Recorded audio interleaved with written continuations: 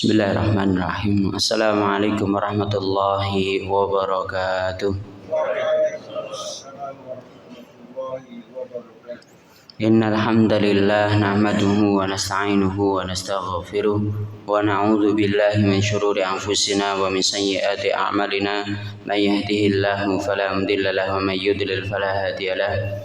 Asyhadu an la ilaha illallah wa asyhadu anna Muhammadan abduhu wa rasuluhu la nabiyya wa la rasula ba'dah. Qala Allah ta'ala fi kitabihil karim, a'udzu billahi minasyaitonir rajim. Ya ayyuhalladzina amanu taqullaha haqqa tuqatih wa la tamutunna illa wa antum muslimun. Allahumma arhamna bil Qur'an. Hadirin jamaah salat subuh yang dirahmati oleh Allah Subhanahu wa taala, adalah dalam kesempatan ini kita tingkatkan iman dan takwa kita kepada Allah Subhanahu wa taala. Salawat serta salam kita haturkan kepada Nabi kita Muhammad sallallahu alaihi wa alihi wa sahbihi wasallam. Jemaah yang dirahmati oleh Allah, kemarin sudah saya sampaikan berkaitan dengan bagaimana perempuan itu berdandan, seharusnya mereka berdandan. Karena perlu yang kita ketahui bahwa wanita itu senang berdandan dan sering berdandan. Kalaupun berdandan, mereka pun bisa menghabiskan waktu berjam-jam.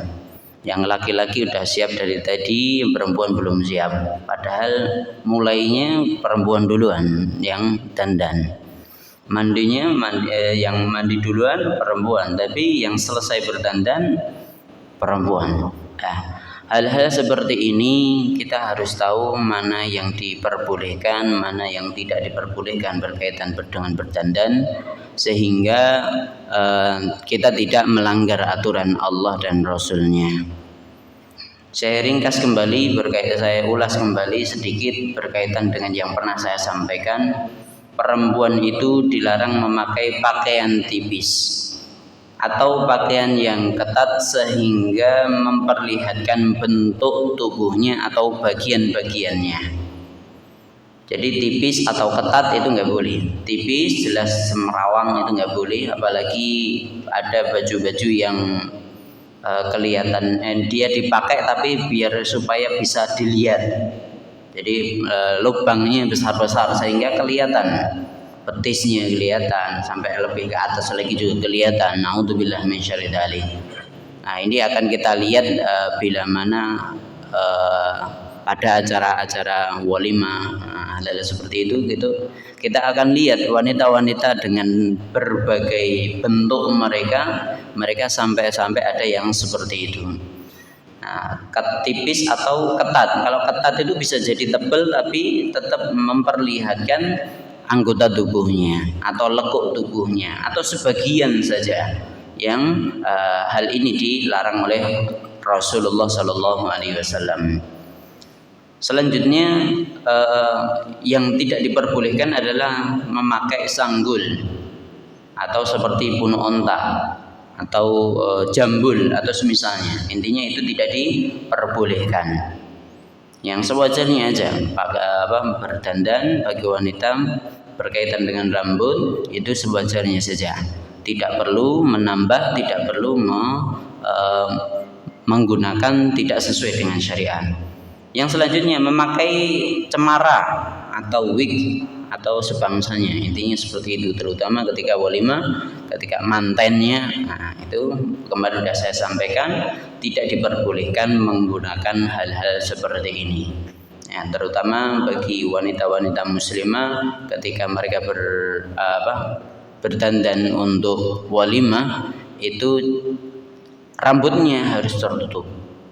Rambut harus tertutup karena rambut termasuk aurat. Yang ketiga, berhias dengan tahi lalat palsu atau tato atau yang lain sebagainya. Yang sebenarnya tidak ada, ingin biar kelihatan cantik, nah di sini tambahi tahi lalat, nah, yang besar atau apalah, itu tidak diperbolehkan, nambah itu namanya. Yang selanjutnya mencabut atau menghilangkan bulu di bagian muka atau sinom biasanya, atau semisal cukuran perempuan Jawa yang jadi pengantin. Jadi ada tambahan, nanti ada tambahan gini, maju, mundur lagi, maju lagi, mundur lagi. Nah, sebenarnya rambutnya nggak ada, tapi ditambahi seakan-akan ada. Rambutnya udah nggak pakai, udah kelihatan, plus nanti ditambah sebenarnya biasa saja wajahnya, rambutnya juga biasa saja, tapi nanti ditambah itu. Diukir, maju mundur cantik, entah apalah. Hal-hal seperti ini juga tidak diperbolehkan.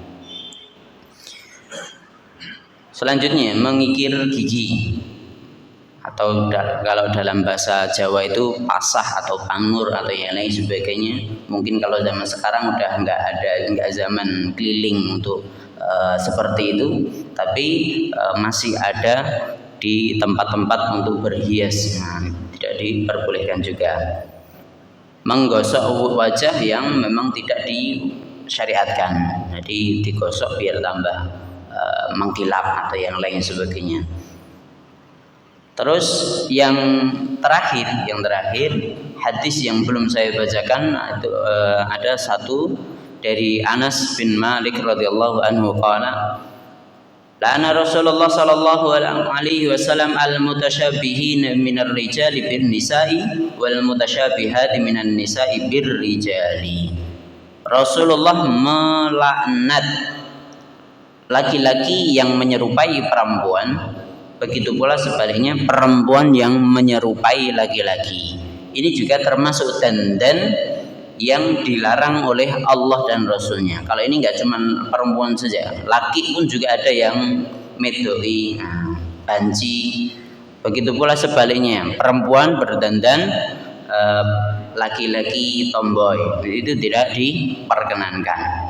Jadi makanya kita usahakan anak-anak kita, cucu-cucu kita itu ketika berdandan pun juga harus sesuai dengan tabiatnya masing-masing. Kalau laki-laki ya harus seperti laki-laki, kalau perempuan harus seperti perempuan. Dan ini pun tentunya bukan berarti laki-laki nggak boleh lembut. Kalau ini kan kebiasaan atau pembawaan masing-masing. Atau perempuan terkadang juga ada yang kasar seperti laki-laki karena memang tabiatnya seperti itu, ya udah, tapi tetap harus diasah. Perempuan ya tetap harus seperti perempuan, yang laki-laki pun juga berdandannya pun juga harus seperti laki-laki, sehingga tidak menyebabkan hal yang tidak diinginkan. Nah, berkaitan dengan ini, pengalaman yang saya dapatkan mungkin pernah saya sampaikan di sini. Dulu ketika saya bekerja di sana, ada orang-orang luar negeri, terutama ada orang India, Pakistan. Mereka itu senangnya dengan laki-laki yang tidak memiliki jenggot dan kumis. Alhamdulillah saya punya jenggot dan kumis sehingga mereka biasa saja sama saya. Tapi sama teman-teman saya yang tidak memiliki jenggot dan kumis, mereka seakan hal tersebut menjadi mainan mereka. Naudzubillah min syarri dzalik. Ternyata hadis Nabi pun juga ada yang berkaitan dengan ini. Bahwa laki-laki itu tidak boleh mencukur keduanya.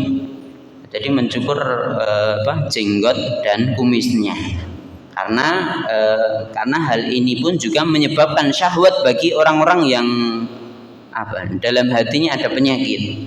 Jadi orang yang menyimpang, laki-laki senangnya sama laki-laki, itu kan ada. Naudzubillah min syarri dzalik. Itu ada, dan faktanya saya dapetin orang-orang yang seperti itu. Meskipun di Indonesia jarang sekali, tapi itu juga ternyata sesuai dengan hadis Nabi Sallallahu Alaihi Wasallam. Laki-laki itu tidak boleh mencukur kumis dan jenggotnya secara keseluruhan, karena itu menyebabkan nanti akan ada orang-orang yang memiliki sifat yang tercela seperti ini. Kan itu menyerupai perempuan kan nggak punya kumis, nggak punya jenggot, sehingga ada orang yang nyeleneh.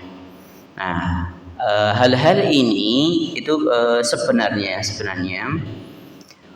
dalam berkaitan berhias atau sifat hal-hal yang dilarang oleh Allah dan Rasulnya, itu adalah sebenarnya yang dilarang adalah mengubah ciptaan Allah.